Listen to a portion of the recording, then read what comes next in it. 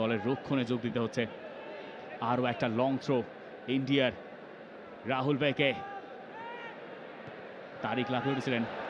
Morsalin clear করছেন এবং সেখানে আছেন রাকিব, অন্য পাশে মোরসালিন ঢাকায় দৌড়ে যাচ্ছেন, রাকিব দৌড়াচ্ছেন, পাসটা কি পাওয়া যাবে? শেখ মোরসালিনের গোলে বাংলাদেশ লিডে, ইন্ডিয়ার এগেইনস্টে স্বপ্নের শুরু লাল সবুজের।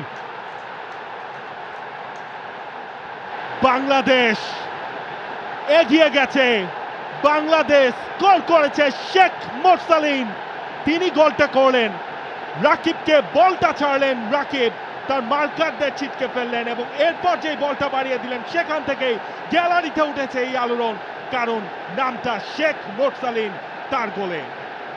ক্লাসিক কাউন্টার অ্যাটাক এবং সেই দুজন মিলেই কম্বাইন করলেন রাকিব এবং মোরসালিন। রাকিবের গতিতে ইন্ডিয়া কেঁপে উঠল, কেউ পারলেন না। চমৎকার একটা পাস এবং শেখ মোরসালিন তিনি রিপজিশন করলেন। গোলকিপার গুরপ্রীত সিং সান্ধু দ্বিধায় ছিলেন যে তিনি যাবেন কি যাবেন না, ঠিক পেছনে ছিলেন নিক্সনকে বোকা বানিয়ে শেখ মোরসালিন গিয়ে সবার আগে বলটায় টাচ করলেন এবং দলে ফিরে স্কোর শিটেও নাম তুললেন মোরসালিন। তার ক্যারিয়ারের 7ম গোল হয়ে গেছে। কীর্তনখোলা এক্সপ্রেসের গতির ঝড় দেখেছে এই ন্যাশনাল স্টেডিয়াম, এরপর দেখেছে মোরসালিনের একটা ক্লিনিক্যাল ফিনিশিং।